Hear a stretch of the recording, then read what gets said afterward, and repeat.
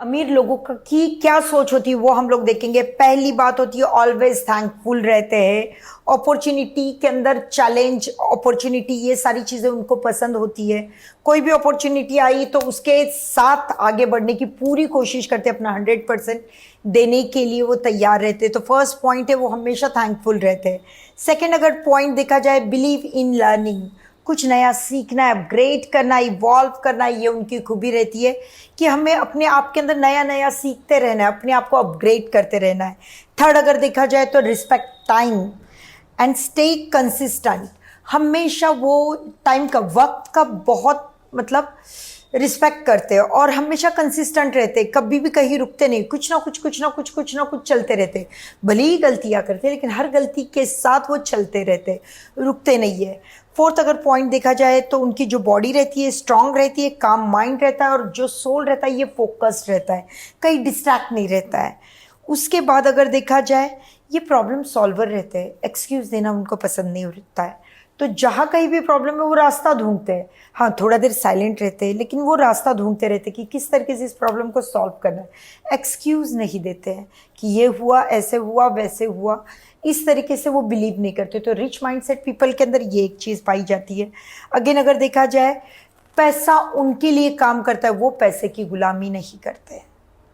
तो पैसा जो रहता है कहीं ना कहीं इन्वेस्टमेंट करते हैं, वो कोई ना कोई चीज़ है, कहीं ना कहीं मेन काम होता है, उसके साथ भी कहीं इन्वेस्टमेंट, प्रॉपर्टी, हर चीज़। तो पैसा उनके लिए काम करता है, वो पैसे की गुलामी नहीं करते क्योंकि वो एसेट खरीदने में यकीन रखते, लाइबिलिटीज से दूर रहते हैं।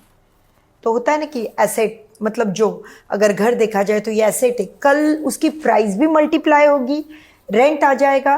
तो इस तरीके की चीज़ें खरीदना पसंद करते हैं, जैसे मोबाइल, लग्जरी, कार, ये सारी चीज़ों पे इन्वेस्ट नहीं करते। ये निगेटिव या पुअर माइंडसेट के अंदर ये कहा जाता है। बहुत ज़्यादा ज़रूरी है तो वो कार खरीदेंगे। आप देखोगे कि जो खरबपति है वो 1 करोड़पति वाली गाड़ी खरीद लेगा, या लखपति की गाड़ी रहती है उनके पास। तो लाइबिलिटीज़ के अंदर उतना वो बिलीव नहीं करते, एसेट बनाने पे ज़्यादा फोकस रहते हैं। तो ये एक चीज़ होती है।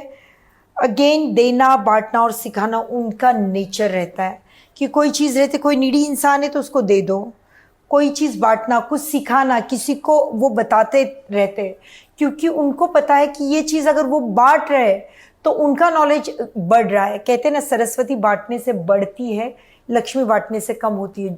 तो वो चीज़ जहाँ जहाँ उनका नॉलेज है वो बांटने पे यकीन रखते हैं, और उस तरीके से ये एक माइंडसेट उनका पाया जाता है। नेक्स्ट है सेल्फ बिलीव, खुद के ऊपर बहुत ज़्यादा यकीन रखते हैं। रिस्पॉन्सिबिलिटी, जो कुछ हो उनके लाइफ के अंदर, कामयाब हो या फेल्यूर हो, उस तरह की वो पूरी रिस्पॉन्सिबिलिटी खुद उठाते। ये नहीं कहते उसके वजह से मेरा ये बिजनेस लॉस गया, बारिश आया इसलिए ऐसे हुआ।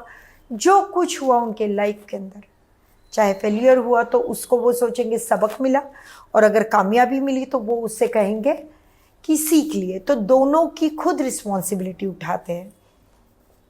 और जैसे कहते हैं निगेटिव माइंडसेट, निगेटिव माइंडसेट वाला जो इंसान रहता है हमेशा कंप्लेन करते रहता है, ब्लेम करते रहता है।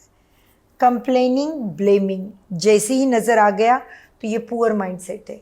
वहाँ से अपने आप को हटाना है। अगर कहीं भी ये पॉइंट नज़र आ रहा है तो ये पॉइंट बताने का रीज़न ही ये है कि इसको कंप्लेनिंग, ब्लेमिंग हटाकर हम लोगों को पॉजिटिव माइंडसेट, जो रिच माइंडसेट है वहाँ कैसे कन्वर्ट करना है उस पर ख्याल देना है। सेकेंड थिंग है फिक्स माइंडसेट, कुछ भी ऐसा चेंज करने से डरते हैं, कंफर्ट जोन से हटना पसंद नहीं है, कहीं भी रिस्क लेना पसंद नहीं है। इसकी वजह से क्या हो जाता है, उनके अंदर कोई अगर आगे बढ़ रहा है तो उनके अंदर एक रहता है, जलन महसूस होती है।